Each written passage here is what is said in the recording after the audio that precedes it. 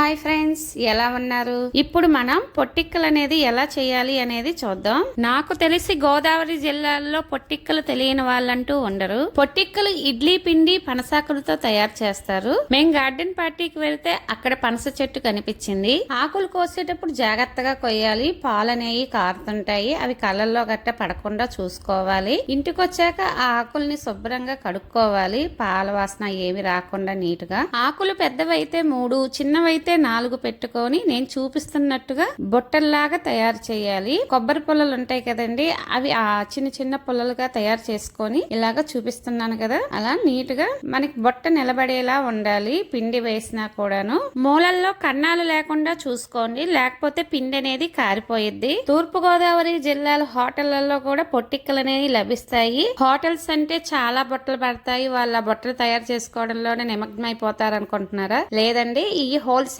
గా హోటల్స్ కి అనేది బొట్టలు తయారు చేసి వేస్తూ ఉంటారు. బొట్ట తయారైపోయింది. ఇలా కొన్ని బొట్టలు తయారు చేసుకున్నాను. ఇడ్లీ పాత్ర తీసుకొని అడుగును కాసిన నీళ్లు పోసుకున్నాను. అడుగున స్టాండ్ వరకు తీసుకున్నాను. ఇలా బొట్టలో ఇడ్లీ పిండి మనం తయారు చేసుకున్నది ఉంటది కదా, అది కాస్త దాంట్లో 2 గరిటెలు 3 గరిటెలు వేసుకున్నాను. ఆ బొట్టను బట్టి తర్వాత ఇడ్లీ పాత్రలో పెట్టి అవి ఆవిరిన ఉడికిచ్చాను. 4 పెట్టాయి, చూస్తున్నారు కదా. ఇడ్లీ పాత్రలో చక్కగా ఉడికిపోయినాయి కూడాను. ఆ ఆకులకున్న ఫ్లేవర్ వాటికి పట్టి చాలా టేస్టీగా ఉంటాయి ఈ పొట్టిక్కలు అనేది. మీరు కూడా పనసాకులు దొరికితే ఇలా ఒకసారి ట్రై చేసి చూడండి. టేస్ట్ అయితే అదుర్సు. ఆ పొలలన్నీ చుట్టూ ఉన్నాయన్నీ తీసేసి ఆ ఆకులన్నీ తీసేస్తే మనకి పొట్టిక్క అనేది వస్తుంది బయటికి. వేడి వేడిగా ఇక తినడమే తరువాయి. పొట్టిక్కలంటే చాలా మందికి తెలియదు, ఏదో అనుకుంటారు. ఈ వీడియో చూసారంటే ఇంతేనా పొట్టిక్కలు అనుకుంటారు. ఇలా ఎంతమందికి ఈ పొట్టిక్కలు తెలుసో కామెంట్ రూపంలో పెట్టండి. ఈ ఆకులు ఒక్కసారే పనిచేస్తాయి, రెండోసారి యూజ్ చేయకూడదు. ఇంకా ఈ పాడేయటమే.